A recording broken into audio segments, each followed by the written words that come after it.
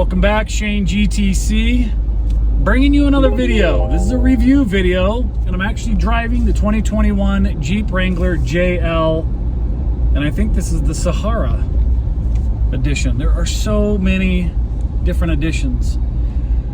If you want a little bit more information about perhaps what I paid for, watch my other video when we took delivery.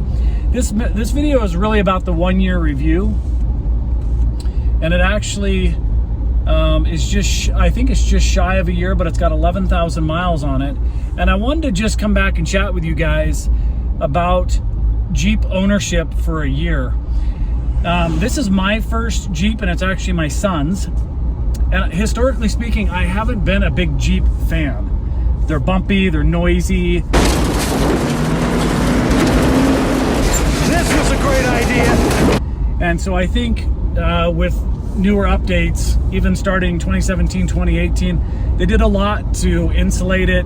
They changed the suspension, and they drive a lot more truckish, but definitely more refined.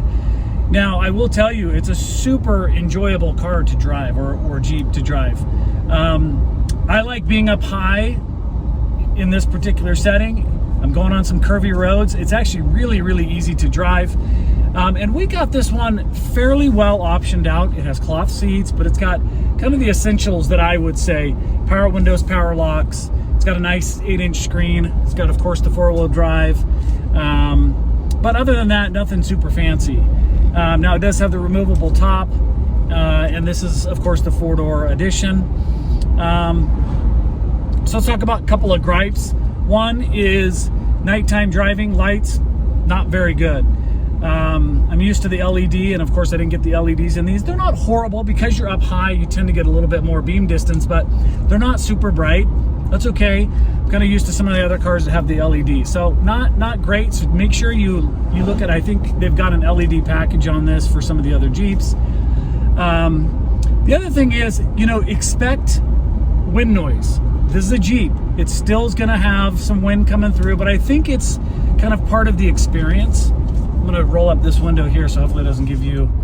I think it's part of the experience. If you get a Jeep, you're not expecting Lexus-like quality and quiet cabin. I think it's all part of it. So a little bit of wind noise. And the motor that we got, the engine, is the 2-liter turbo with the electric assist. It's got great off-the-line low-end torque. It gets up and moves.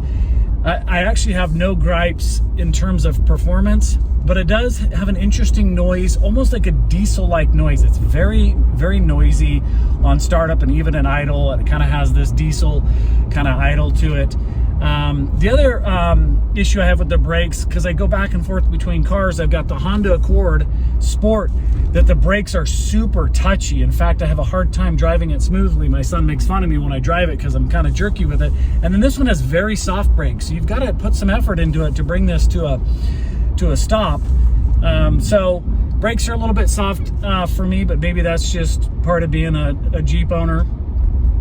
Now, things I do like, actually one more thing I don't like, the stock stereo system in this. It has volume, but there is absolutely no range. It's all highs. And so I'm considering replacing the rear deck, these speakers up here, and you can just swap out the 4-inch and 3.5-inch in the sound bar. Some people get a template and they put a 6x8 or a 6x9 in here, and then we're going to do a powered subwoofer, add a little bit of bass, and I think that'll bring the system up nicely. So that was the other thing I didn't necessarily like. Things I really like, I like the seating position, sorry. I like how everything is super easy to reach. All the knobs, all the dials. I like the up and down. The window controls are in the center, so they're not on the doors. They're actually, you can control all 4 in the center, so it keeps the doors nice and clean. The steering has a nice feel to it. It can be a little bit soft, but I find that even at highway speeds, I've got good control. Obviously, the interior room and the storage in this is absolutely killer. From the trunk, or the tail, you can open it up, and it's got storage underneath and storage off of the tailgate. Tons of storage in the middle for your cup holders. So, you know, it's a utilitarian vehicle, so of course you would expect that. So far, we haven't had any issues. We've had 2 oil changes, and we've been to 2 different dealers. Interestingly enough, the first dealer we went to, my son takes it, he gets his free oil change. I think we get 3, which is a nice feature, and he gets the receipt. The guy says, hey, everything's cool, and then when he gets back home, he's looking on the, you know, where it gives you the printout of everything that they did, and it says evidence of rodents. So of course we're going through the whole engine and we're looking for like nests, and we're looking like, what the heck, were there chewed on wires? I mean, what is going on? So we called the dealership, and he had some like, well, yeah, we thought there was some evidence of some rodents, like some nests, we removed it. And we're like, you know, don't you think you ought to tell the customer when they're there and where you found it? So we took it to a different dealership, and they looked at everything. They said it was fine, and they hadn't seen any evidence of that. Now, we live in a, you know, rural area, but we're not in like rodent land, so I'm not sure where, you know, unless they picked that up on the train shipping it over, you know, when we picked it up. Don't expect, like in this particular model, there's no garage door memory, so we had to get our own. And there were some things that we had to do when we first got it. One is, it doesn't have, in this particular one, it didn't have locking latches for the hood. Now, you can argue, like, you know, what are people going to do, pop your hood, and what are they going to steal, your battery? I guess so. So we had to buy locks, and they were like $100 and some odd, easy to install, so now we've got locks.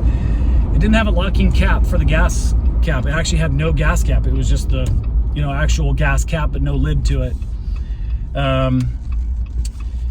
Oh, there's another Jeep. That is one cool thing. You have to learn that when you're in a Jeep, you got to wave to everybody. I was like 8 for 8 the other day, just doing the whole thing, and I forget because I don't drive this all the time. So latch on the gas cap, lid, and then we added runners, and those were not easy to install. They took about 3 hours to make sure we got it right, but that's a good upgrade. Other than that, pretty stock. We added a couple little USA flags on the front, which are pretty cool. All in all, super cool vehicle, no issues. My son loves it, I love it. We did test it out one day in the snow, and we had a hard time getting the vehicle in 4 low. And I guess from what we read is it can be a difficult like first pull on that, and then after that it was super smooth. But this thing absolutely rocks in the snow, and so I can see why people love it in the mountains and off-road. So far, 2 thumbs up. Again, just those things that I noticed so far, and they may not be a big deal for people who are looking for Jeeps, but quick review. We'll keep you guys updated. Maybe I'll do a 2-year review or 20,000. Let me know if you have any questions. Thanks for tuning in. Until next time, Shane, GTC.